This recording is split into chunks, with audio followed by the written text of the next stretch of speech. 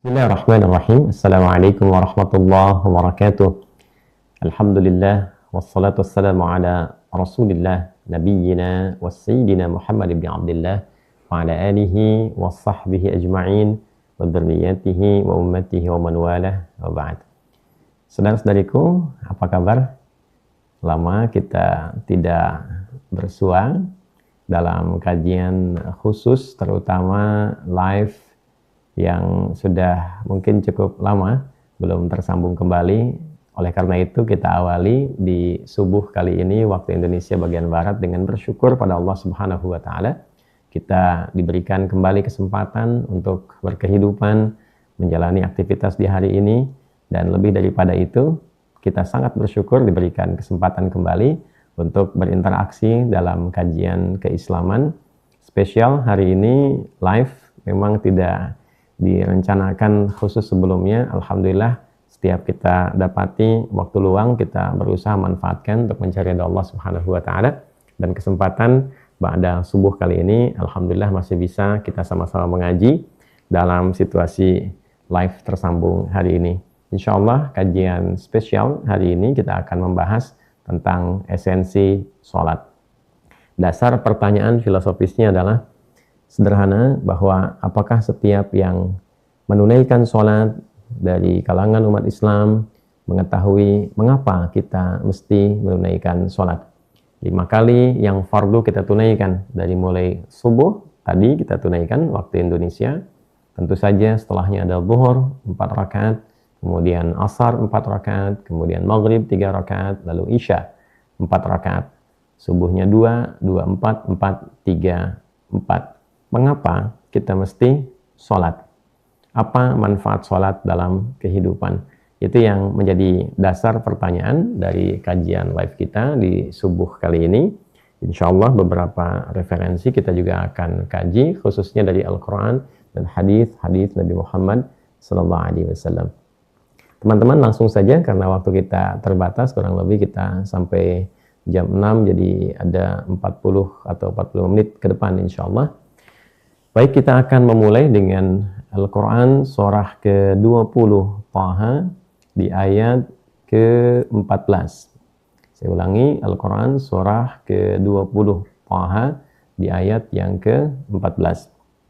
Baik, Allah Subhanahu wa Ta'ala berfirman, Innani anallahu la ilaha illa ana fa'budni wa aqimis salata lidzikri. Nah, teman-teman coba dibuka dulu ya supaya tersambung dengan kajian kita hari ini melalui sumber referensi utamanya di dalam mushaf. Coba dibuka sama-sama ya. Yang saya maksudkan supaya semua ketersambungan ini ada catatannya. Jadi kalau kita sampaikan di Al-Quran, teman-teman juga buka mushaf. Yang hafal juga barangkali diupayakan sambil ditandai ya, kemudian sambil dicatat, supaya nanti ketersambungannya membuat kita semakin lebih kuat untuk memahaminya, bukan sekedar menghafalnya saja. Baik, saya pun ini saya coba bukakan ya di mushafnya. Kembali surah Thaha di ayat yang ke-14. Kalau ada mushaf yang standar di halaman 313 ya. Baik, bismillahirrahmanirrahim. Innani anallahu la ilaha illa ana fa'budni wa aqimis salata lidzikri. Allah menegaskan dalam ayat ini yang pertama menghadirkan sifat ketuhanannya. Ya, ini ada fitrah yang melekat pada Tuhan yang hak, yaitu fitrah ketuhanan, yang tentu hanya dimiliki oleh Tuhan yang hak saja, Tuhan yang sesungguhnya. Maka di sini muncul satu konsekuensi logis yang sangat luar biasa. Setiap yang memiliki satu kewenangan yang melekat pada dirinya sebagai fitrah, pasti akan sangat ringan, sangat pede dalam bahasa anak sekarang untuk mengungkapkannya. Misal, kita manusia, karena kita merasa diri sebagai manusia, melekat fitrah kemanusiaan pada diri kita, saya bisa mengatakan dengan ringan sekali bahwa saya manusia dan saya seorang laki-laki. Maka dengan ringan sekali saya akan mengatakan saya laki-laki. Ya, seorang yang bukan pria misalnya, ya dia terlahir sebagai seorang perempuan, lalu kemudian mencoba berdandan seperti pria, ya, dan dia ingin mengatakan misalnya saya pria, ya tentu akan ada penentangan pada jiwanya, tidak mudah keluar di lisannya, akan melawan gejolak karena fitrahnya tidak melekat pada dirinya sifat-sifat pria. Demikian sebaliknya, Seseorang yang tercipta dengan pria kemudian ingin berdandan seperti wanita, ya tidak akan bisa dengan mudah mengatakan di lisannya bahwa misal saya seorang wanita karena melekat sifat-sifat pria secara fitrah pada dirinya. Pun demikian, yang bukan manusia tentu tidak akan bisa mengatakan saya manusia. Demikian seterusnya.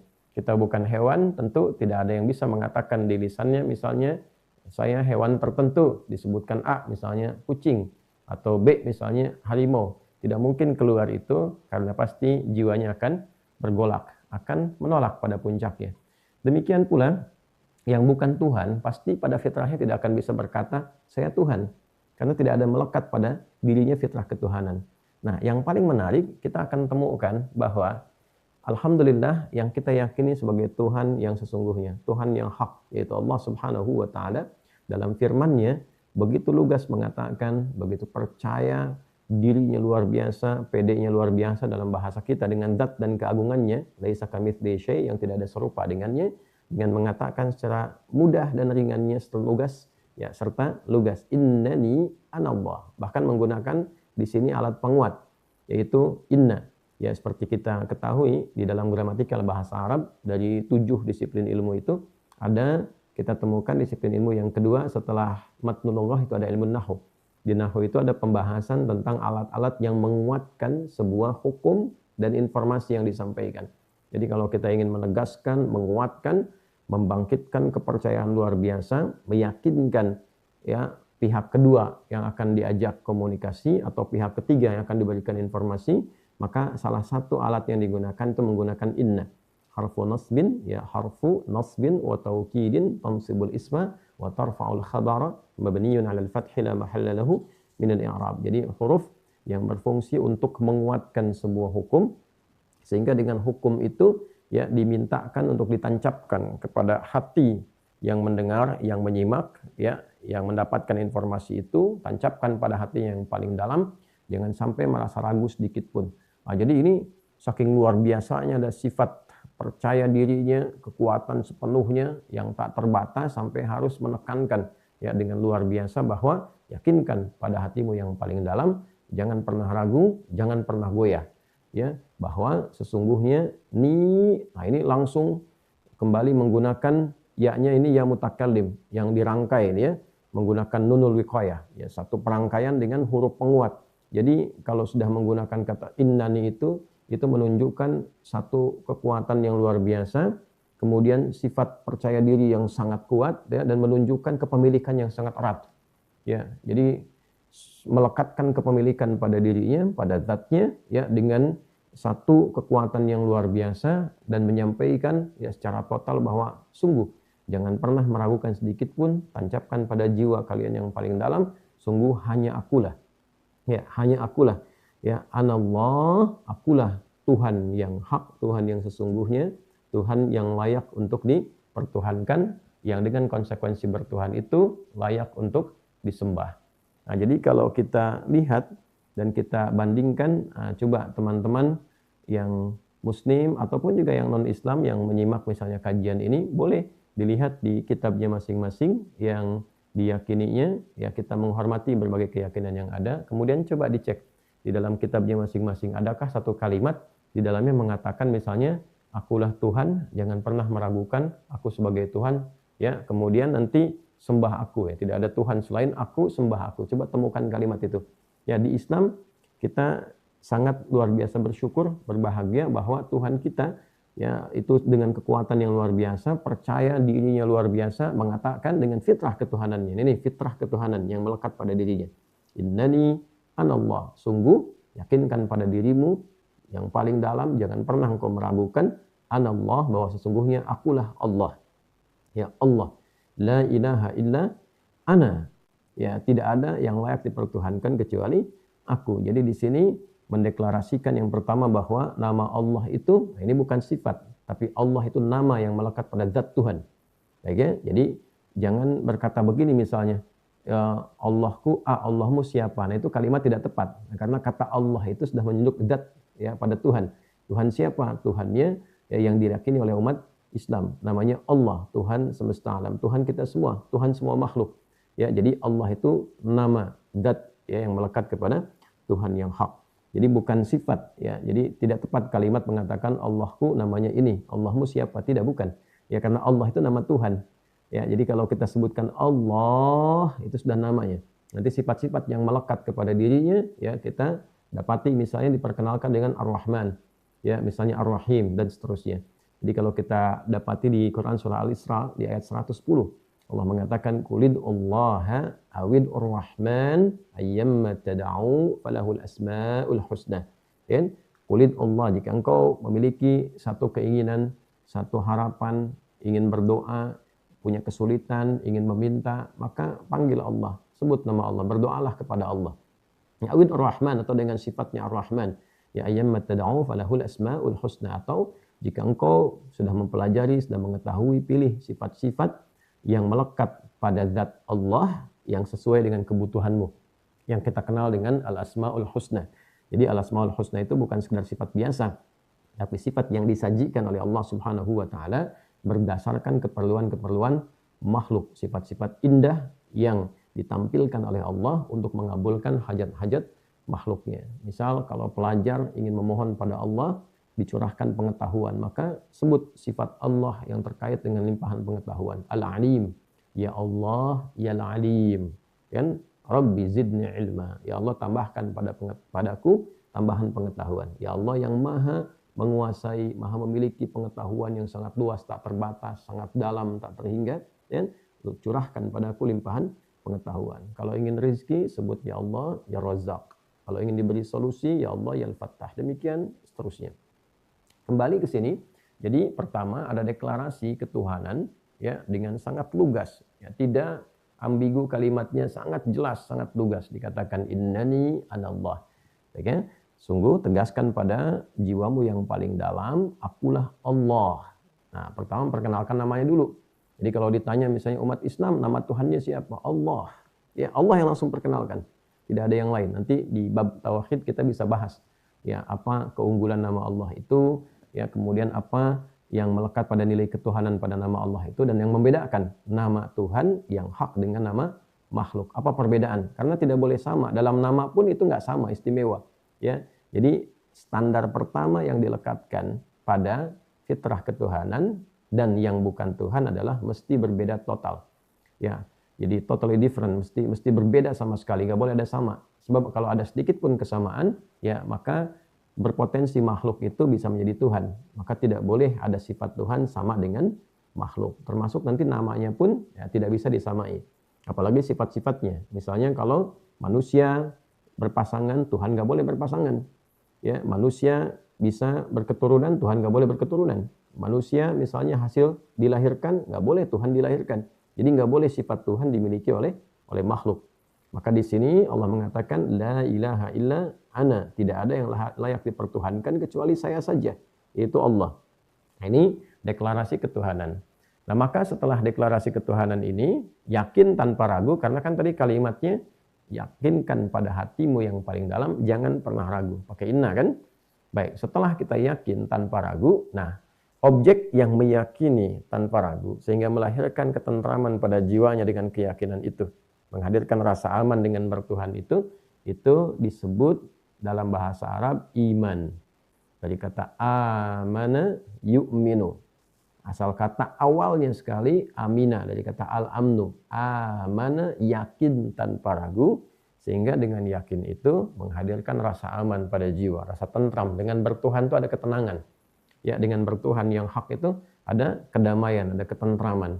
Nah, teman-teman sekalian, kemudian dengan itulah disifati orang yang telah yakin pada Allah tanpa ragu, ya sedikit pun, maka disebut dengan orang beriman. Jadi iman itu dari bahasa Arab, dari kata amana yu'minu. Jadi kalau ada yang mengatakan misalnya dalam bahasa Arab, ya aminu billah, berimanlah kepada Allah. Maksudnya yakin tanpa ragu, yang dengan keyakinan itu engkau bertuhan, engkau merasakan rasa aman, rasa tentram pada jiwamu. Diserap ke dalam bahasa Indonesia menjadi kata iman. Ya, iman itu dari bahasa Arab kita temukan.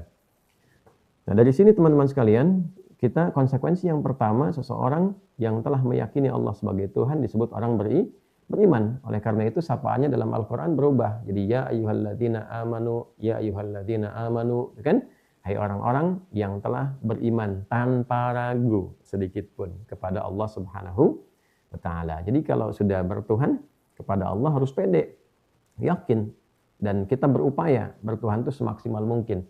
Nah, karena itu supaya bertuhannya itu dengan cara yang benar sampai tiba keyakinan yang luar biasa, sampai meyakini betul bahwa Allah itu benar-benar Tuhan. Nah, maka di situ Al-Quran mengajarkan mesti belajar, ya mesti mendalami pengetahuan untuk menetapkan dan meyakini bahwa Allah Tuhan yang hak. Sehingga nanti kalau ditanya dari mana Anda tahu kalau Allah itu adalah Tuhan yang sesungguhnya, Tuhan yang hak. Kenapa tidak menuhankan selain Allah? Nanti ada ilmunya, disebut ilmu tauhid. Ya, dari mana dasarnya? Al-Quran surah ke-47. Ya, surah Muhammad SAW di ayat yang ke-19. Ya, kita akan temukan fa'lam annahu la ilaha illallah. Fa'lam, maka cepatlah engkau belajar. Cepatlah engkau punya ilmu. Ketahuilah. Dengan ketahuilah itu kalau dikembalikan ke dalam bentuk perintahnya dalam bahasa Arab dari kata alima. Ya, alima ya'lamu i'lam fi'il amrnya, kata perintahnya. Ya, maka cepatlah engkau belajar. Nah, bahasa gampangnya begitu. Ya, cepatlah engkau belajar, cepat cari ilmu.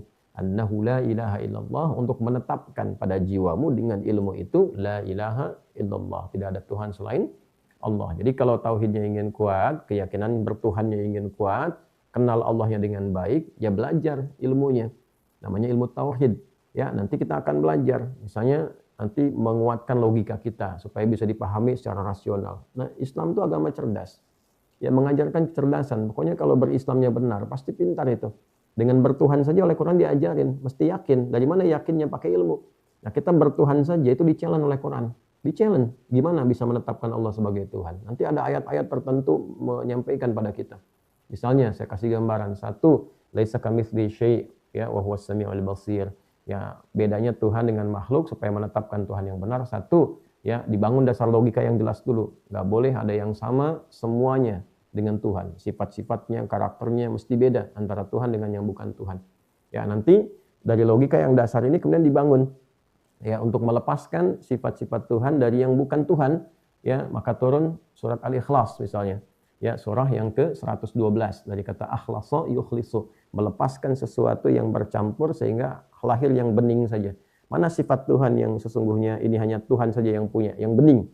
Yang di luar Tuhan kita hilangkan. Ya, jadi akhlasa yukhlisu, sifatnya disebut ikhlas. Maka turun surat Al-Ikhlas menerangkan, qul, katakan, huwa, yang dipertuhankan itu Allah, hanya Allah. Ahad, sifat pertamanya. Nah, ini dilepaskan dari yang bukan sifat-sifat Tuhan. Ahad, mesti tunggal, satu-satunya tunggal. Ya, tidak boleh bercabang. Nanti dibangun logika.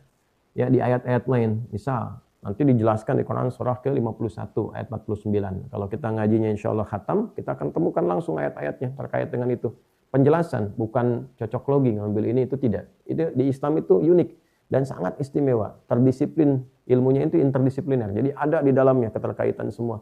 Ya, setiap ayat menjelaskan. Dan dari penjelasan itu ada pencerahan secara logika, secara rasional, kemudian secara spiritual diterjemahkan dalam bentuk fisikal, itu ada semua. Ya, wa min kulli syai'in khalaqna zawjaini la'allakum tadhakkarun. Yang di luar Tuhan itu diciptakan berpasangan supaya engkau tahu, ya, hanya Tuhan yang tidak punya pasangan. Ya, jadi manusia berpasangan. Manusia kan ada laki-laki, ada perempuan. Jadi nggak bisa manusia jadi Tuhan. Ya. Kemudian siapa lagi? Misalnya hewan, hewan berpasangan. Ya, ada betina, ada jantan. Ya kan, nggak bisa mempertuhankan hewan. Ya, kemudian ada apa lagi? Misalnya tumbuhan, ada putih karena benang sari. Ya, bahkan sifat, ada siang, ada malam. Ya, ada keras, ada lembut, ya, ada berat, ada ringan. Jadi segala hal itu dalam kehidupan berpasangan untuk menunjukkan bahwa hanya Tuhan yang tidak punya pasangan. Jadi Tuhan yang hak itu beda dengan sifat makhluk. Ini ahad. Ya, Allahus Samad, yang dengan satu Tuhan, satu-satunya itu, maka terpusat kebergantungan kita. Memohon pada satu titik. Ya, ibadah pada satu titik. Ya, bayangkan kalau Tuhan misalnya lebih daripada satu, maka penataan semesta, pengaturan, sumber itu tidak akan berpusat pada satu titik tumpu. Ya, dan di surat Al-Anbiya itu lebih tegas lagi, lau kana fihi ma alihatun illallahu lafasadata. Lau kana fihi ma alihatun. Kalaulah dalam pengelolaan semesta ini, khususnya langit dan bumi misalnya, ya, ada Tuhan yang banyak selain tunggal Allah, selain satu. Misalnya Tuhannya banyak gitu kan? Ya, lafasadata, tentu akan terjadi banyak konflik dalam pengelolaan semesta ini. Anda bayangkan kalau misalnya Tuhan lebih daripada satu. Ya, di Bekasi misalnya Tuhan yang satu menginginkan ini ada hujan turun, yang satu mengatakan jangan dulu. Bagaimana kalau Tuhan beda pendapat, Tuhan berkonflik? Ya, nggak terbayang pengelolaannya. Maka Tuhan jadi tidak mudah memahaminya. Dibangunlah logika oleh Al-Quran. Nah, seperti logika dasarnya demikian. Nah, nanti lam yalid walam yulad. Tidak boleh kemudian beranak, apalagi kemudian hasil dari keturunan, tidak berketurunan dan tidak dihasilkan dari sebuah proses ya persatuan yang melahirkan keturunan. Jadi sifat manusia itu menikah, berpasangan, menikah, berketurunan. Sifat manusia dilahirkan dari satu orang tua ke atasnya. Saya punya orang tua, saya seorang keturunan, gitu kan? Saya berpasangan, saya melahirkan keturunan. Nah, karena Tuhan mesti beda, sifat dasarnya tadi, ya kan? Tuhan mesti beda dengan makhluk, tidak boleh berketurunan, tidak boleh hasil dari keturunan, maka nggak boleh sama. Ya, walam yakul lahu kufuwan ahad, dan tidak boleh lemah. Ya, sehingga harus punya syarikat, punya penguat. Nah, jadi Tuhan harus lebih kuat dibandingkan dengan makhluk. Logika dasar lagi. Jadi kalau ada yang lebih lemah, ya, nah itu nggak bisa jadi Tuhan. Nah, sama ini manusia misalnya, manusia. Kemudian ada benda, apapun itu, ada kayu, ada batu, macam-macam, mau dipahat jadi apapun misalnya. Ini logika dasar ya, ini penjelasan secara ilmiah saja. Nah, ini kan yang bikin kita. Ya, saya kan nggak mungkin menuhankan misalnya meja, menuhankan tiang bendera misalnya. Ya, menuhankan apalagi misalnya dijadikan Tuhan, batu, hewan tertentu, tumbuhan. Ya kan? Ya kita yang bikin, kita yang buat, kita yang tata dari bahan yang sudah ada. Ya, kemudian kita pertuhankan kan tidak logis. Kita kan lebih kuat dibandingkan benda-benda itu yang lemah. Demikian hewan misalnya, ya kan?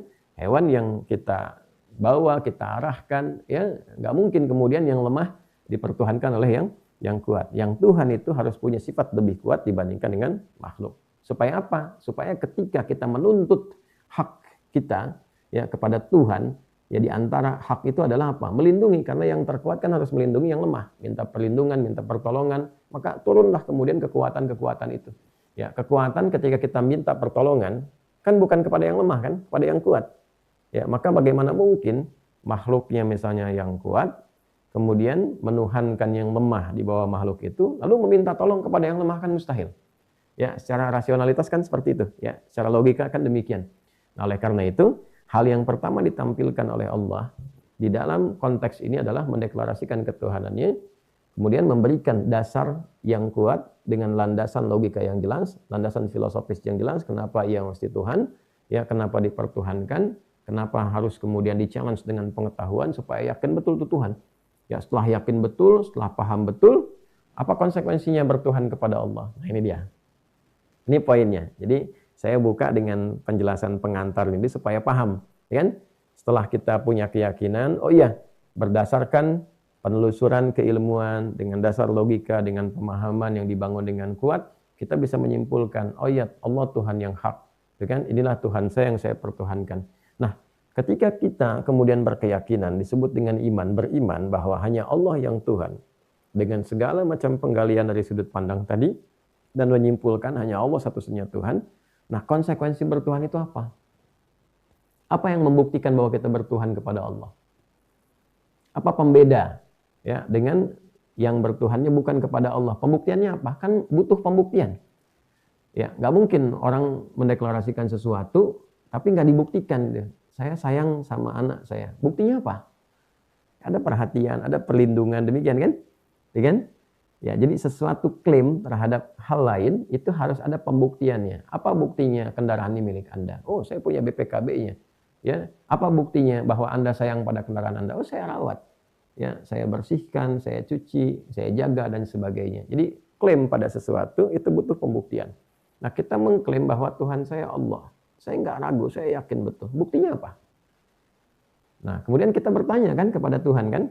Ya Allah, bagaimana cara saya membuktikan bahwa saya ini hamba-Mu, saya bertuhan kepadamu? Maka konsekuensi logisnya di sini Allah sampaikan, fa'budni. Maka bagi orang-orang yang yakin, meyakini sepenuhnya bahwa aku adalah Tuhan yang hak, tidak ada Tuhan selain aku satu-satunya Tuhan, dipertuhankan olehnya, maka buktikan kebertuhanan itu dengan menyembahku, kata Allah, fa'budni, sembah aku. Nah, ini luar biasa, ya. Di sini kekuatan, kepercayaan diri, diksi yang begitu kuat, ini menunjukkan bahwa keyakinan yang dalam bahwa Allah itu Tuhan. punya fitrah ketuhanan yang sangat murni, tidak bisa disoal dan total kalimatnya. Ini nggak mungkin bisa mengatakan demikian kalau bukan Tuhan yang sejati. Total sekali. Ya, bahasa singkatnya begini. Yakinkan pada hatimu yang paling dalam, jangan pernah ragu, akulah Tuhan yang sesungguhnya yang hak, sembah aku. Nah, coba kita cari kalimat itu dimanapun. Ada nggak kita temukan kalimat misalnya, saya adalah Tuhan yang hak, jangan pernah ragu, sembah aku. Nah, alhamdulillah di dalam Islam, di Al-Quran khususnya kita temukan. Ya, firman Allah langsung kan, kalimatnya jelas. Ya, akulah Tuhan yang hak, jangan pernah ragu, yakinkan pada jiwamu, ya, bertuhanlah padaku, sembah aku. Nah, jadi untuk membuktikan kebertuhanan kita, keberimanan kita sudah beriman, bertuhan kepada Allah, pembuktiannya dengan menyembahnya, dengan beribadah kepadanya.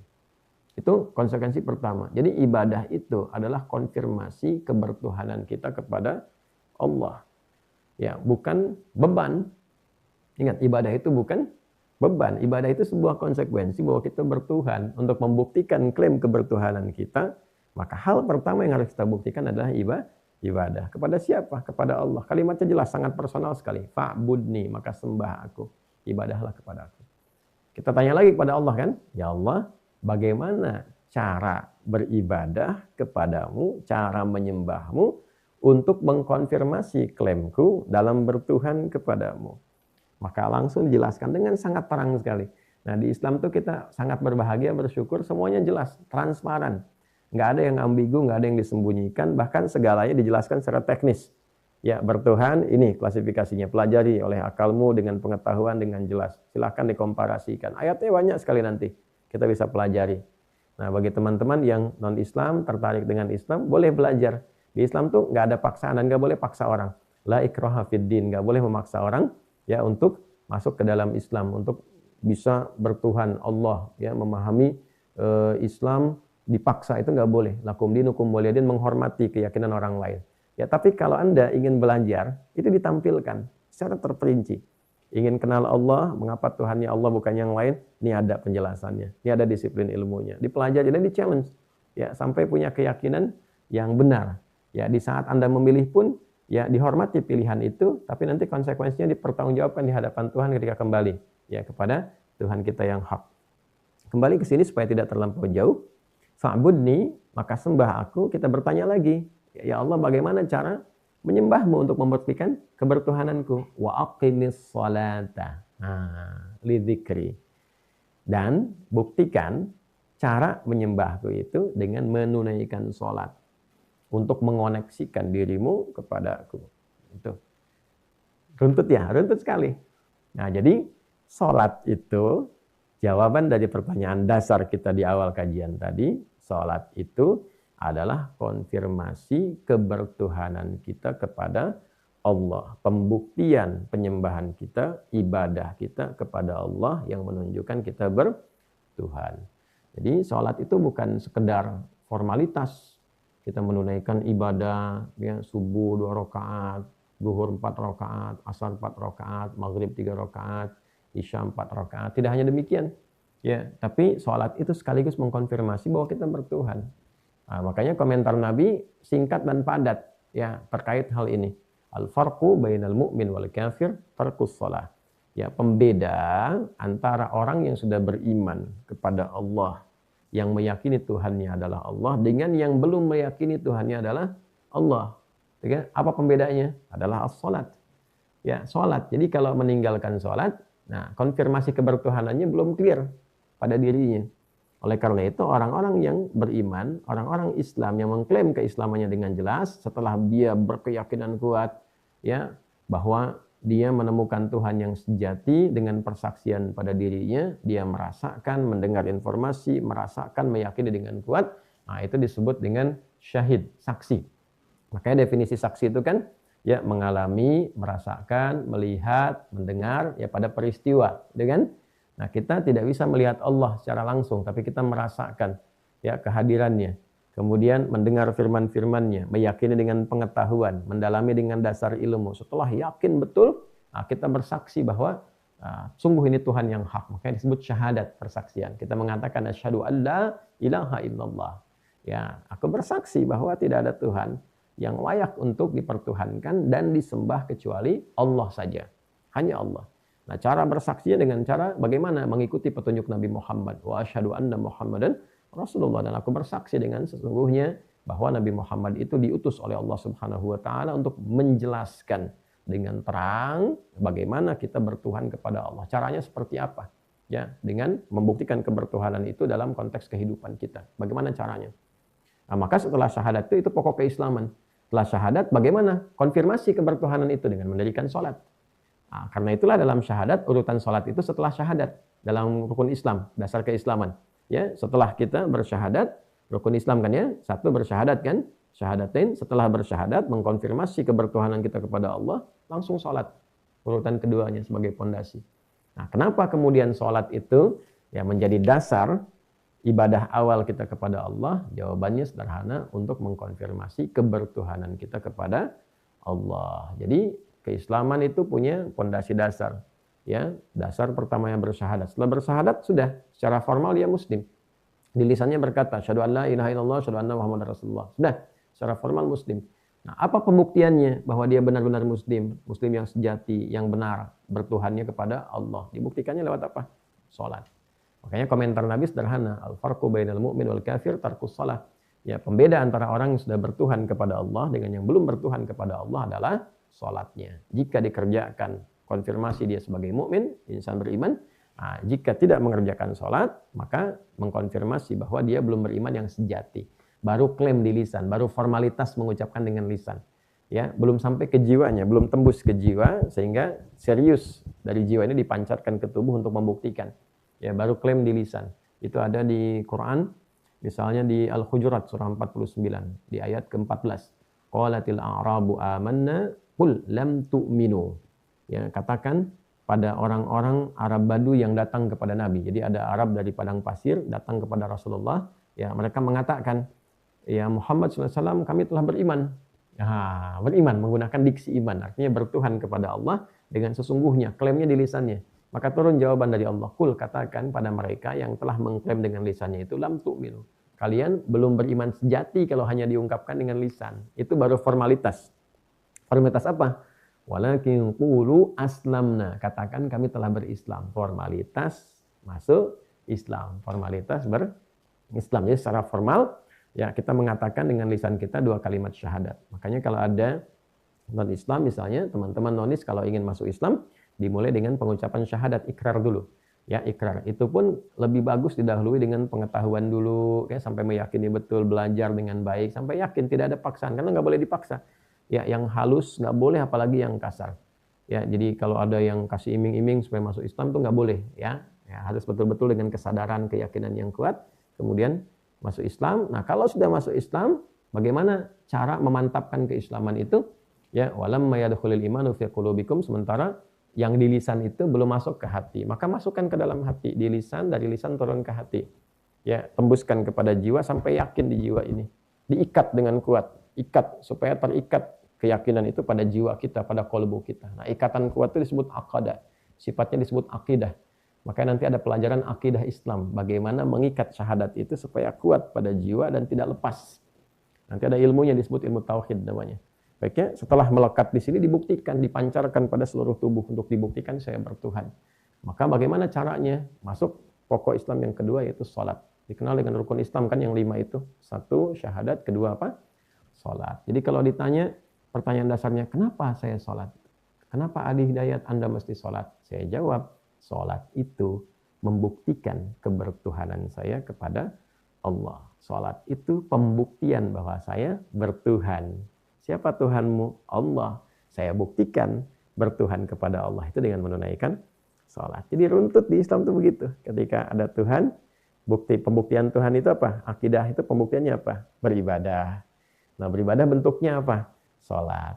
Makanya kalau kita diminta beribadah, salat khususnya, ya itu konfirmasi kebertuhanan kita. Itu dasarnya. Jadi kalau nanti ada anak-anak bertanya, Mama kenapa sih mesti sholat? Ya kan? Papa kenapa sih mesti sholat? Jawaban pertama yang ditampilkan di Al-Quran sederhana. Nah, sholat itu adalah bukti bahwa kita punya Tuhan. Ya kan? Nah, cara kita bertuhan, membuktikan bahwa kita punya Tuhan, Tuhan kita Allah itu dengan menunaikan sholat. Ya, sama dengan ditanya misalnya, Ananda apa buktinya kalau papahnya si fulan? Ya kan? Nah, saya misalnya ada anak saya tuh, ya kan? Namanya Amil, si anak pertama. Ditanya orang, Amil apa buktinya kalau Amil anaknya Ustadz Adi? Ya kan? Maka apa jawabannya? Hah? Buktinya bahwa saya anaknya Ustadz Adi, bahwa misalnya, saya dilahirkan sama istrinya Ustadz Adi.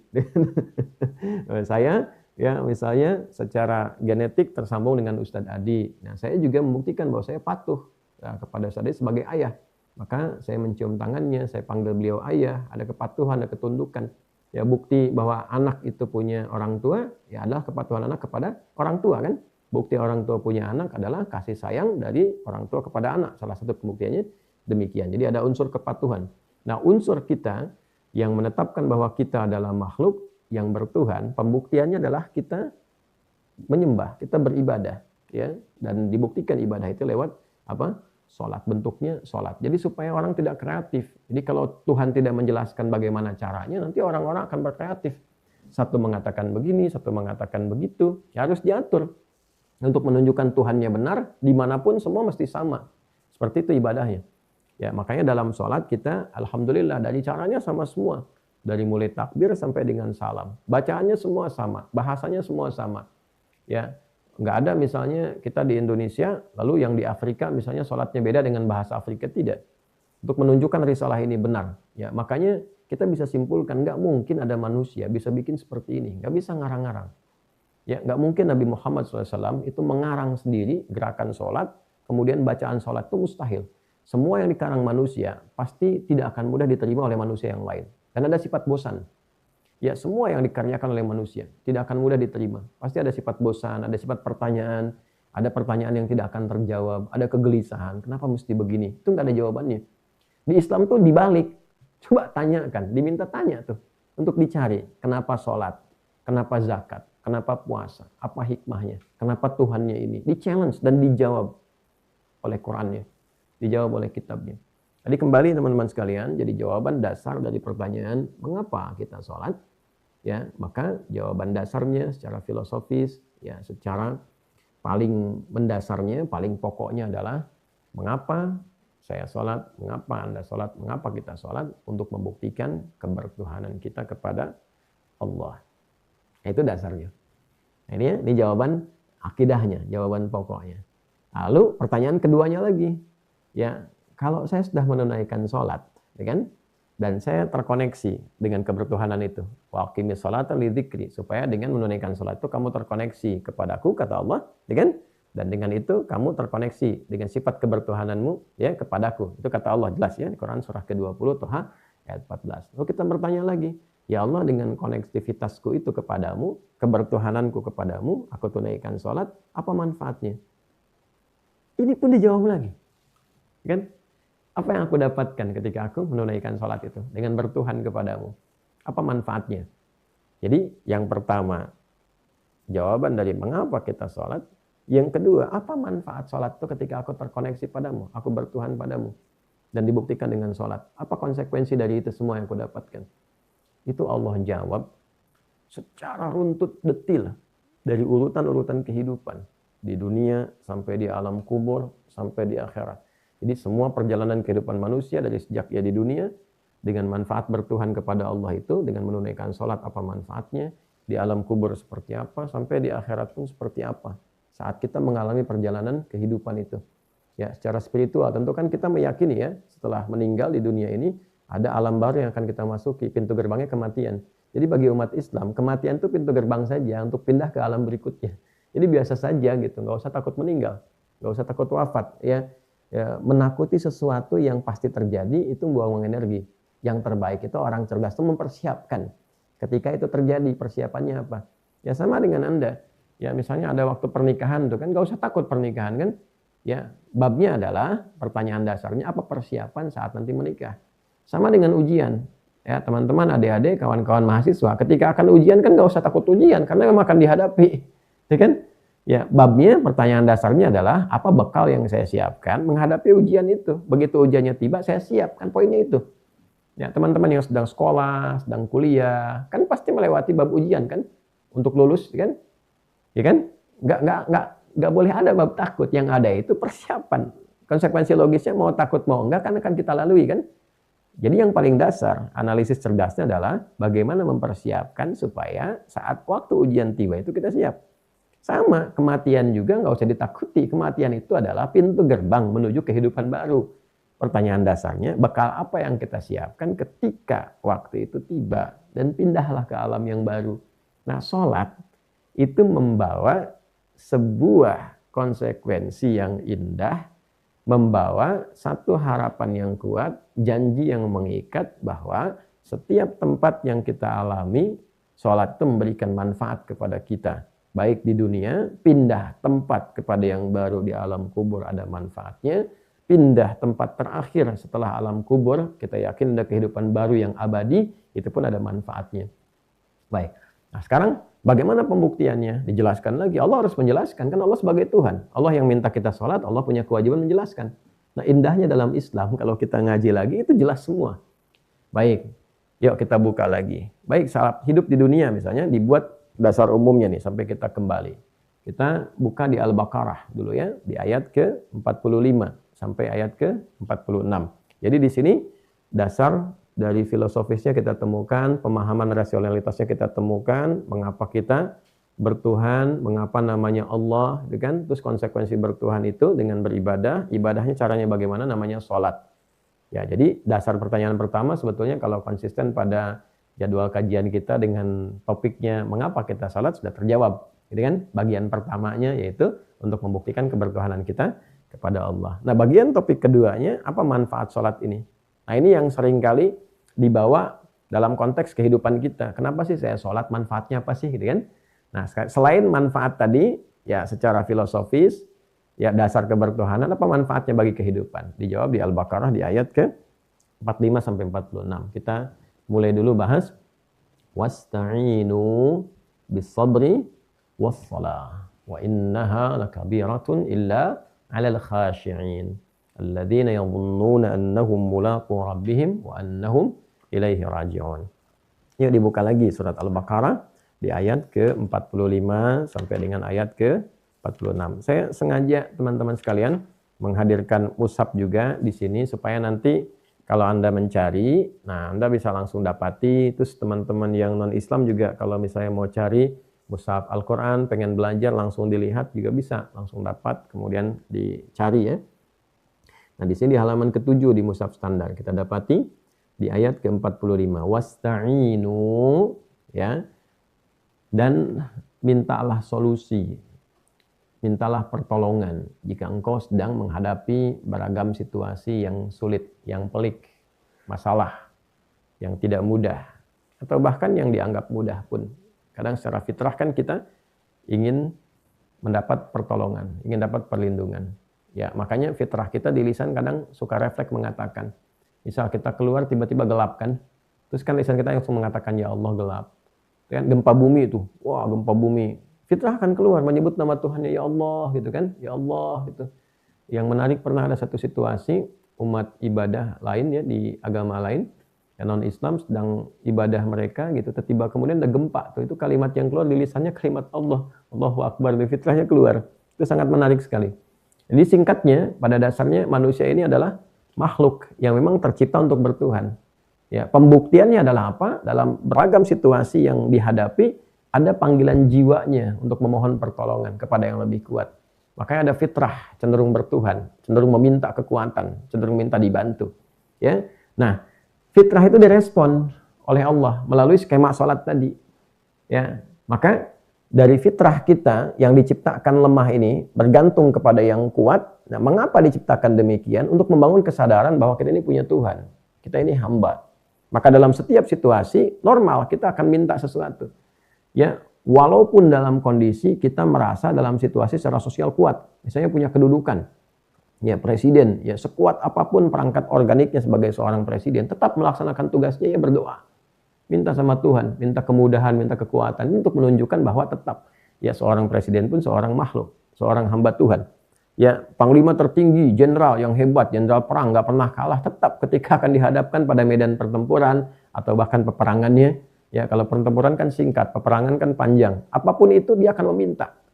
Ya, pahlawan kita yang dulu ya berperang menjaga kedaulatan negara, ya, dia berusaha berjuang kuat mempertahankan kedaulatan, ya, kemudian mencapai kemerdekaan. Itu kan kalimatnya kalimat Tuhan yang dibawa. Allahu Akbar, Allahu Akbar. Ini minta pertolongan. Ya, jadi di sini bertuhan itu sekaligus mengkonfirmasi bahwa kita ini makhluk yang lemah, butuh kekuatan. Nah, dengan bertuhan kita minta kekuatan. Ya, pada dasarnya kan orang-orang yang dalam tanda petik ya minta kekuatan kepada unsur benda, baik ke tanah, ke benda lain, keris misalnya, ke pohon, ke macam-macam. Dia kan sedang mencari sebetulnya. Ya, secara konseptual mencari sebuah formula, sebuah format untuk bertuhan. Nah, Allah jawab ini. Ya, jangan ke benda, karena benda pun punya kelemahan. Nah, bertuhannya kemana? Cari pakai ilmu, pelajari sampai kita menemukan Tuhan, sampai menemukan Allah yang hak. Ya kan? Nabi Ibrahim diajarin cara mencari, menyimpulkan, ya, mengkonklusikan dan sebagainya. Karena itu penting, belajar logika itu penting. Untuk apa? Yang paling tinggi selain menyehatkan cara berpikir, bukti kesehatannya dia bisa menemukan Tuhan. Jadi kalau orang belajar mantik, belajar logika sampai logikanya kuat, akalnya kuat, kemudian akalnya begitu sehat, ya, ahli dalam komunikasi, ahli dalam berpikir dan sebagainya, tapi kalau belum menemukan Tuhan, itu belum sampai pada puncaknya. Ya, karena belum menemukan hakikat dirinya sendiri. Ya, hakikat kehidupan belum dia temukan. Nah, balik ke sini teman-teman sekalian, karena fitrah manusia itu butuh pertolongan, butuh kekuatan untuk memudahkan dirinya mendapatkan solusi, maka dari bertuhan itu konsekuensi pertama yang Allah sampaikan, wasta'inu bis-sabri was-shalah. Nah, dan mintalah solusi jika engkau dihadapkan pada persoalan, jika engkau punya masalah, apapun itu. Masalah kesehatan, kadang ada sakit misalnya, masalah di pekerjaan, kadang rumit misalnya, kan? Masalah di kehidupan sosial, itu masalah kan yang kita hadapi. Dan selama hidup pasti menghadapi persoalan. Interaksi itu, jembatannya itu kan irisannya pasti ada kesesuaian. Ya, nggak mungkin. Di rumah tangga juga begitu. Kan ini beda, dipertemukan beda, harus berinteraksi. Ya, dalam interaksi itu pasti ada irisan, bertemu di tengah-tengahnya untuk menyelesaikan perbedaan dulu supaya gelombangnya sama dulu, frekuensinya sama, baru bisa bertemu kan. Ya, kalau nggak sama kan nggak bisa. Ya, jalan bersama-sama itu nggak bisa. Saya punya teman, ya kan harus kenalan dulu supaya ada frekuensi yang bisa sama, baru bisa bareng kan, jalan sama-sama, bisa ngobrol. Kan nggak mungkin Anda ketemu orang asing tiba-tiba langsung jalan bareng, kan nggak, mustahil. Pasti ada pendekatan dulu, sama dulu, auranya sama, gelombangnya sama. Nah, Allah menciptakan persoalan itu untuk apa? Selain menguatkan diri kita, memberikan ketangguhan pada diri kita, supaya memudahkan kita beradaptasi, membangun frekuensi yang sama dengan ya lingkungan sekitar yang menjadi pilihan kita untuk beraktivitas. Maka dibuat challenge demikian. Ini mesti paham, kalau tidak nanti setiap ada masalah dikeluhkan. Nah, untuk meminta bantuan supaya dimudahkan dalam proses itu kita mohon. Maka Allah langsung perintahkan, wasta'inu. Ya ayo, mintalah solusi ketika engkau dihadapkan pada persoalan, bahkan yang tidak mudah, pelik sekalipun, bisabri. Ya, cara memintanya dengan sabar dulu supaya kuat dulu. Ya, supaya ada kekuatan untuk taat dulu, kekuatan untuk sepenuhnya bersandar, kekuatan untuk bisa menerima dengan lapang. Karena ada orang yang tidak mudah, baru sedikit lihat gelap aja sudah mengeluh misalnya. Ya, baru ada sedikit menerima masalah sudah gelisah, gitu kan? Padahal masalah itu dihadirkan atas jawaban dari keinginannya sendiri. Ya, Anda ingin lulus, ada ujian kan? Anda ingin mengerjakan sesuatu, ada jembatan yang harus dilewati karena pilihan Anda jembatannya itu. Makanya ujian setiap orang berbeda-beda. Setiap Anda berdoa, minta dikasih oleh ujian. Seperti ini ujiannya. Ya, Anda minta diberikan kemudahan, kesabaran, kelapangan. Allah nanti kasih jembatannya. Bentuknya bisa apa saja. Bisa lewat penyakit misalnya, ya, tiba-tiba anak sakit misalnya, ya, tiba-tiba misalnya ya ada situasi di pekerjaan misalnya, tiba-tiba ada di jalan ada sesuatu yang dihadapi yang tidak mudah. Sesungguhnya semua yang diciptakan, yang kita rasakan, kita hadapi itu adalah jembatan menuju harapan yang kita inginkan. Cara kita lewati saja, terima dulu dengan sabar. Terima dulu. Ya, yang paling penting itu kita terima terlebih dahulu. Karena mengeluh pun tidak menyelesaikan masalah. Ya, kita yang dipilih untuk menjalani itu, bukan hasilnya, tapi prosesnya. Terima dulu, ya, sebagai titipan, ya, dari Tuhan. Caranya dengan sabar tadi. Sabar itu menerima apa yang dihadapkan kepada kita, diberikan kepada kita dengan penuh kelapangan, dengan pikiran positif. Nah, dengan demikian hati tenang. Itu dulu. Ya, nah setelah tenang itu untuk mendapatkan solusinya wassalat, tunaikan sholat. Ya, tunaikan apa? Sholat. Jadi sholat itu teman-teman sekalian selain mengkonfirmasi kebertuhanan kita kepada Allah, ada manfaat bagi kehidupan kita untuk memohon saat kita terkoneksi.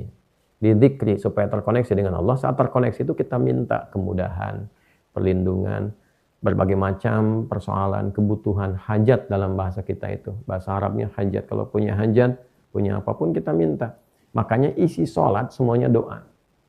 Ya, sehingga disimpulkan secara bahasa oleh para ulama, as-sholat hiya doa. Sholat itu doa. Ya, doa. Apa itu doa? Doa itu adalah upaya konektivitas kita, komunikasi kita dengan Tuhan yang terkuat dengan Allah untuk memberikan kemudahan, keringanan, dan solusi atas semua persoalan kehidupan yang kita hadapi. Sekarang apa manfaatnya bertuhan kalau Tuhan kita tidak bisa membantu kita untuk menyelesaikan persoalan kita, ya kan? Nah, menyelesaikan itu tentu dengan caranya. Allah punya satu skema yang sangat luar biasa, yang komprehensif, sangat tahu, bukan membawa pada keinginan kita, tidak. Ya, jadi nanti kalau kita sudah sholat, nanti ada babnya lagi. Bagaimana mengetahui kalau doa itu dijawab? Bukan keinginan kita, ikutkan pada keinginan Allah. Kadang kita minta kita minta gitu kan, Allah kasih jawaban nanti. Nah, jawaban Allah, keinginan Allah itu yang terbaik untuk kita. Jika nanti yang dijawab oleh Allah misalnya, ya, ini lebih luas nih dengan permintaan kita. Kadang bahasa manusia tidak sama dengan apa yang kita mohonkan. Maka ikutkan keinginan kita pada keinginan Allah. Jangan dipaksa keinginan Tuhan ikut keinginan kita, itu nggak boleh. Ya, nanti hasilnya capek, malah mengeluh lebih dalam lagi, lebih kuat lagi. Padahal kita meyakini bahwa Allah yang paling tahu, yang maha mengerti. Ya, kenapa engkau berikan ini ya Allah? Aku kan sudah begini. Jangan. Ya, ada yang belum tahu. Nanti dijawabnya di Al-Baqarah. Ayat berapa? 216. Apa bunyinya? Kutiba alaikumul qitalu wa huwa kurhul lakum. Diwajibkan bagimu untuk memerangi. Ya, apa memerangi di sini? Konteksnya luas. Yang pertama, memerangi kemaksiatan dengan cara yang benar. Yang kedua, kalau diserang oleh orang di invasi, misalnya Indonesia nih, diserang, ya ada yang mau menjajah, ada yang macam-macam. Pasti kita harus bela negara, wajib bagi kita berjuang. Makanya umat Islam itu ada dulu Hadratus Syekh itu menghadirkan resolusi jihad untuk berjuang. Ya, membela kedaulatan, bela bangsa itu bagian dari perjuangan yang diniatkan untuk ibadah kepada Allah. Supaya tidak mencari dunia dalam konteks itu. Nanti kalau meninggal syahid itu tinggi posisinya. Makanya beruntung satu negara yang punya masyarakat, punya rakyat mayoritas muslim. Karena di Islam itu ada doktrin, ajaran pokok, bela negara, berjuang, ya, dan masuk dalam kategori jihad sebagai pembuktian ibadah kepada Allah. Jadi niatnya untuk ibadah kepada Allah, bela negaranya. Ya, nah ini ada konteks yang lain lagi yang dibawa dalam kehidupan. Kalaupun tidak ada serangan, tidak ada aksi militer dari luar misalnya dan sebagainya, maka berjuang melawan nafsu. Ya, berjuang melawan dorongan-dorongan negatif sehingga tetap hidup kita tampil baik. Ya, ini lawan nafsunya, lawan dorongan negatifnya. Kalau ada pejabat-pejabat, dengar ini, ya.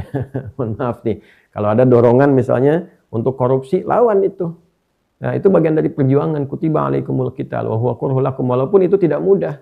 Disogoknya ratusan miliar, sogoknya misalnya triliunan. Peluang korupsinya tinggi. Buktikan Anda itu muslim. Buktikan Anda orang beriman. Nah, cara membuktikannya bagaimana? Lawan. Jangan diikuti. Ya kan? Sama anak-anakku ya yang sedang kuliah, sedang belajar, jangan nyontek. Kalau ada dorongan-dorongan nyontek, lawan itu, jauhkan. Ya kan? Ya sama, jangan berbuat curang, tuh jauhkan. Sama juga dengan masalah. Kalau ada yang mendorong pesimis supaya gelisah, ya kan? Dikasih masalah nangis saja gitu kan. Apakah dengan nangis selesai masalah? Tidak, Anda malah sakit, lebih nambah masalah lagi. Ya terima dulu sampai kita paham, oh, ini saya diuji itu karena begini. Ya kan? Terima dulu. Begitu terima, lakukan sholat. Ya, sehingga dengan menerima itu kan tenang dulu. Dengan ketenangan itu dibawa dalam sholat. Ketenangan awal. Dibawa dalam sholat. Nah, was-sholat, dalam sholat itu minta solusi pada Allah. Makanya saat sholat kita langsung deklarasi. Iyyaka na'budu. Ya Allah, engkau perintahkan aku menyembahmu lewat sholat. Untuk menunjukkan aku bertuhan. Sekarang aku kerjakan. Wa iyyaka nasta'in. Dan engkau berjanji. Dalam sholat itu aku akan memohon padamu solusi dan engkau akan jawab. Itu kan? Ini kan perjanjian kita dengan Allah. Kita bertuhan kepada Allah, tunaikan sholat. Itu kewajiban kita kan? Nah, apa kewajiban Allah? Setelah kita menunaikan sholat, kewajiban Allah memberikan solusi. Nah, solusinya nanti yang diberikan itu yang terbaik untuk kita. Baik itu sesuai harapan kita, keinginan begini, ataupun yang lebih baik daripada itu. Yang kadang kita pandang tidak sesuai harapan kita. Tidak, Allah kasih yang terbaik. Dulu saya pengen masuk kampus A tuh. Ya, sampai belajar kurikulumnya sebelum berangkat dan sebagainya. Tapi ternyata ketika dijawab tidak sampai ke situ. Dikasih kampus C dulu, masuk ke kampus B, ternyata kita paham di ujungnya, oh saya mesti ke sini karena ke depan risalah dakwahnya harus begini, bimbingan masyarakatnya kompleks, maka dibutuhkan ke tempat ini, tempat baru sadar di kemudian hari. Bahkan setelah kita ada di puncak yang kita bertugas itu, justru di kampus A yang kita ingin ke situ malah minta kita untuk mengajar misalnya. Gitu kan? Malah minta kita untuk memberikan seminar dan sebagainya. Nah ini kan sangat menarik gitu. Nah, teman-teman sekalian, Allah Maha tahu yang terbaik untuk kita. Ikutin dulu skemanya. Ikutin. Takdir namanya. Takdirnya ikuti. Ya kan? Nah kembali ke awal tadi, maka di sini pertanyaan kedua itu terjawab. Mengapa kita sholat? Selain membuktikan kebertuhanan kita pada Allah, supaya dalam konektivitas kita itu ada solusi yang kita dapatkan. Kita berkata, iya karena na'budu ya Allah. Dalam sholat katakan, engkau perintahkan aku untuk sholat, menyembahmu, aku lakukan. Untuk bertuhan aku lakukan. Wa iya karena nasta'in. Dan kau janjikan dengan bertuhan padamu, beribadah padamu, sholat padamu, engkau akan mengabulkan doaku, memberikan solusi padaku. Apa jawabannya? Dikonfirmasi lagi hadis qudsi. Kan? Jadi di hadisnya jelas disampaikan. Kan hadis itu penjelasan dari ayat-ayat Quran. Langsung Nabi diperintahkan mencontohkan. Ya kalau nggak ada contoh gimana cara sholatnya? Logikanya seperti itu. Makanya ada Rasul yang diutus, yang ditetapkan. Rasul diutus oleh Allah. Nih ajarin cara sholatnya begini. Jelaskan kalau sholat begini, ini bacaannya. Terangkan fungsi bacaan ini hikmahnya. Di Islam itu indah sekali. Indah. Jadi ada penjelasan, ada contoh langsung. Dan contoh itu pun kita bisa lacak. Secara biografi kita ketahui. Terus kemudian referensi pengetahuan itu silsilahnya jelas, sanad namanya. Yang menyaksikan ini itu situsnya masih ada. Kita punya Rasul, punya Nabi kan Nabi Muhammad, ya kan? Dari mulai sejarahnya lengkap, paling jelas sejarahnya, paling lengkap, paling banyak dikaji, paling banyak ditelusuri, paling banyak ditiru. Tempat lahirnya sampai sekarang masih ada. Tempat berumah tangganya ada, berkehidupannya ada, makamnya pun ada. Jadi nggak ada celah untuk menolak, semuanya terang sekali, jelas. Ada semua, bisa ditemukan. Ya. Kalau mau ziarah, ada. Mau salawat, ada. Nah, coba kita temukan yang seperti itu. Di konteks yang lain ya, agak-agak tidak mudah menemukannya. Nah, balik. Nah, kalau nanti keyakinan kita belum mantap bahwa sholat itu sebagai solusi, dan kita baca itu, ya, maka disoal keimanannya. Ya, katanya beriman pada Allah. Ayo yakin. Ya, ditemukan di mana? Nanti di Al-Baqarah lagi, di ayat berapa? 153. Dengan kalimat yang sama pembukanya. Jadi pakai iman. Ya ayyuhalladzina amanu ista'inu bisabri wassalah. Hei orang-orang yang beriman, buktikan kau beriman. Ya, jadi kalau ada masalah itu bukan curhat di Instagram, bukan di Facebook, pakai imanmu. Terima dulu, lalu curhat pada Allah lewat sholat. Curhatkan. Ya, semua nabi-nabi itu curhat lewat sholatnya. Ada hajat mintakan. Lalu tadi kembali ke hadis qudsi, apa jawabannya? Hadza baini wa baina abdi. Wali abdi masal. Ini perjanjian antara aku dengan hambaku. Kalau hambaku sholatnya benar, dijawab oleh Allah. Apapun persoalan hidupnya, apapun permintaannya, aku akan berikan jawaban yang terbaik untuknya. Solusi yang terbaik untuknya. Aku kabulkan dengan pengabulan yang terbaik untuknya. Itu hadis qudsi. Riwayat sahabat Abu Hurairah radhiyallahu taala anhu. Ya qasamtu shalah baini wa baina abdi. Kata Allah, aku bagi dalam salat itu dua bagian antara aku dengan hambaku. Yang menjadi hak Allah jadi hak hamba. Jadi kewajiban Allah, kewajiban hamba. Wali abdi masalah, kalau hambaku benar menunaikan salatnya itu benar, syaratnya mesti benar. Kalau benar, ya nanti aku berikan haknya.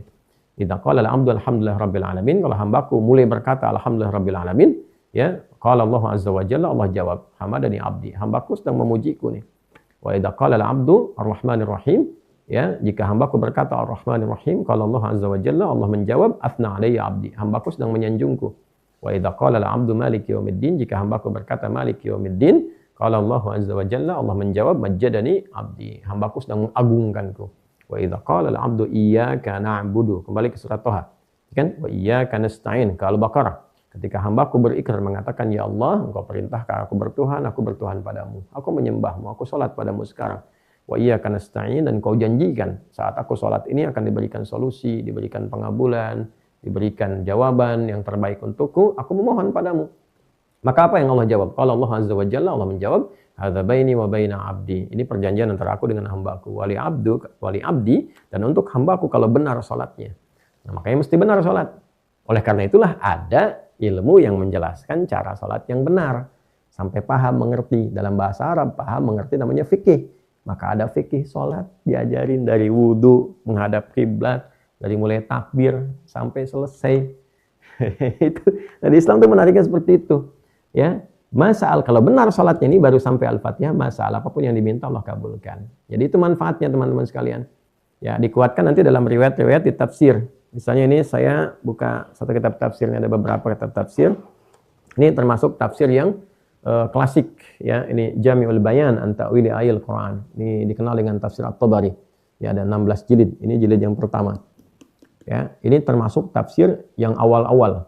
Ya, dari kalangan awal generasi terbaik, ya, karena beliau dekat sekali jaraknya, ya, jarak kehidupannya ini dengan masyarakat terbaik di awal, ke tabi'in, kemudian ke sahabat sampai ke Nabi Shallallahu Alaihi Wasallam. Saya pernah bahas juga ini, ya, dan termasuk dari penjelasan awal sejarah dan sebagainya.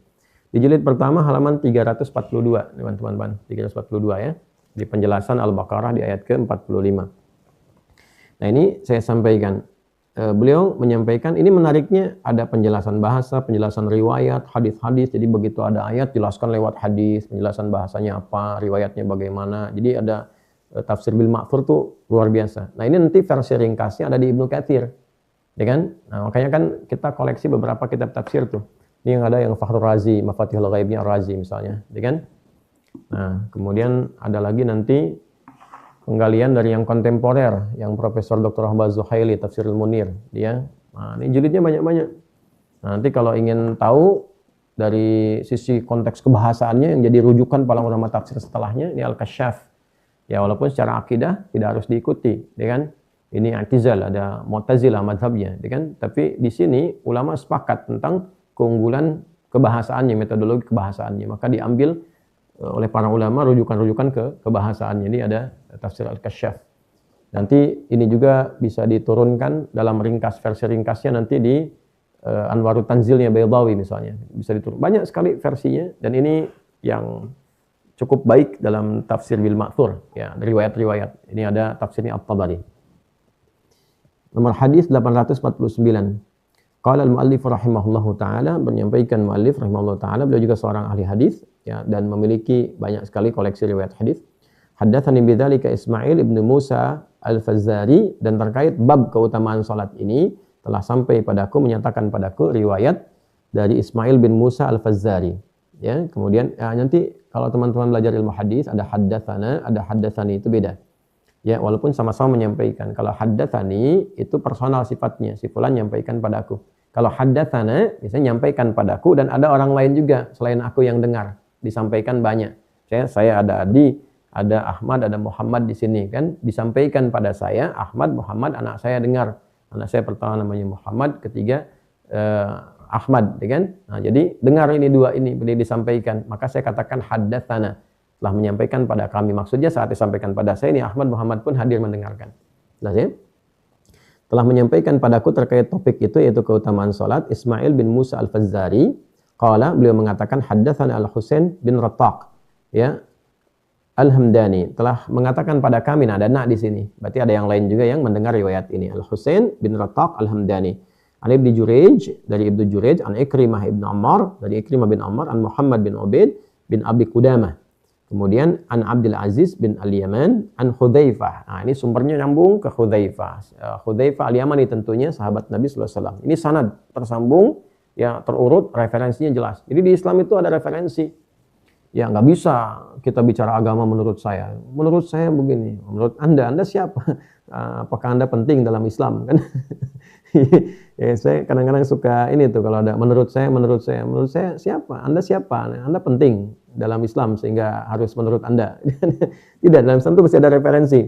Ya, jangan sampai menurut saya gitu. Menurut saya itu nggak bisa. Dalam Islam itu harus ada dasarnya, referensinya apa? Ya, dalilnya, dan memahami dalil itu ada ilmunya lagi. Multidisiplin, nggak bisa. Ini ada dalil, lalu Anda pahami dengan pikiran Anda, nggak bisa. Menurut pendapat saya nggak bisa. Anda siapa sampai Anda berpendapat? Kualifikasi ilmunya bagaimana? Gitu. Nah, ini penting sekali ya. Jadi makanya agama ini dijaga dengan apa? Referensi, namanya sanad. Nah, kalau nggak ada sanad, orang nanti akan berkreasi mengatakan apa saja. Ya, makanya kalau ada konten kreator, ada orang berkata bicara agama, menurut saya, nah itu diabaikan saja. Kita punya babnya itu, ya. Al-isnadu minad dini laulal isnadu laqala man sya'a ma sya'a. Referensi beragama itu bagian dari pokok beragama itu sendiri. Kalau tidak ada referensi, nggak ada pemahaman yang terukur, yang tersambung pada pemahaman sejati. Apa pemahaman sejati itu? Namanya sanad ilmu, ya kan? Ya, sanad ilmu. Jadi memahami dari ini sampai ke Nabi. Dan seperti ini. Ya, jadi hadisnya kadang benar. Ali bin Abi Thalib itu pernah berkomentar. Ya, kadang kalimatul haqq urida bihal al-batil. Kadang-kadang kalimatnya seperti benar tapi salah gitu ya. Kenapa? Karena mengutip dalil, memahami dalilnya salah. Jadi nggak cukup dengan begini, ini hadis sahih. Berdasarkan hadis, iya hadisnya sahih, tapi pemahaman Anda terhadap hadis itu tidak sahih. Ya kan? Qala Rasul, qala Allah. Betul, qala Allahnya betul, tapi memahami qala Allah itu bagaimana? Nggak bisa dengan persepsi sendiri. Ya, nggak bisa dengan persepsi sendiri. Memahami hadis nggak bisa dengan pendapat sendiri. Cuplikan hadisnya, kutipannya benar. Benar hadisnya begitu, tapi memahaminya bagaimana? Nah, ini kita dijaga dengan disiplin ilmu yang jelas. Ada kitab ulamanya tersambung semua, namanya bersanad. Ya, nggak putus tuh. Yang disebut salaf itu terhubung dari kita kan kholaf sekarang. Salaf itu kan dua generasi awal tuh, sampai tahun 200 lah. Ya, dari sahabat sampai ke tabi'in, abad kedua hijrah itu tersambung ke situ semua. Ini di antara tafsir yang tersambung. Sanadnya tersambung pada Hudzaifah al-Yamani radhiyallahu taala anhu, qala, beliau menyampaikan, karena Rasulullah sallallahu alaihi wasallam adalah kebiasaan Rasulullah sallallahu alaihi wasallam, idza hazzabahu amrun ya faza'a ila shalah. Apabila beliau dihadapkan pada satu persoalan, satu masalah, faza'a ila shalah, maka beliau bergegas menunaikan salat. Jadi boleh teman-teman kalau sedang punya persoalan, kan? Ada masalah apapun, ambil wudu, kemudian salat. Ya. Atau bertepatan dengan waktu salat. Makanya semua salat ulama menyebutnya hajat. Ya, hajat, sholat hajat itu apa? Sholat hajat, sholat yang ditunaikan untuk memohon keperluan kita kepada Allah. Sifatnya bisa dua, di waktu-waktu yang wajib, ya maka kadang kan kita merasa nggak punya persoalan tertentu, tapi tetap aja sebenarnya punya masalah. Nah, dalam sholat pokok itu minta solusi pada Allah. Kalaupun kita masih bingung, nah kalimat-kalimat yang kita baca itu sudah doa sendiri, sudah diukur. Allah sudah maha tahu, makanya disiapkan kalimat-kalimat yang jelas. Ya. Nah, kalau di luar situasi itu kita punya masalah, langsung ambil wudhu, sholat. Sholat apa yang namanya hajat? Nah, apa niatnya? Sholat hajat itu sesuai dengan konteksnya kita menunaikan. Misalnya apa? Habis wudhu nih, masuk masjid, tahiyatul masjid. Dalam tahiyatul masjid kita tunaikan hajat. Atau nggak ke masjid, di rumah, waktunya duha, sholat duha. Wudhu, selesai, kemudian kita sholat. Ya, niatnya sholat duha untuk menyampaikan hajat kita. Maka sholat hajat bentuknya dalam duha. Ya, atau yang lain dicontohkan sahabat, bukan waktu duha dan sebagainya. Ya sudah, sholat wudhu. Begitu selesai wudhu, kemudian sholat langsung. Apa sholatnya? Menyampaikan hajat. Bentuknya apa? Sholat wudhu. Niatnya apa? Sholat wudhu, sholat duha, bisa. Mutlak, bisa. Nah, jadi ini dalilnya. Dan hadisnya sahih.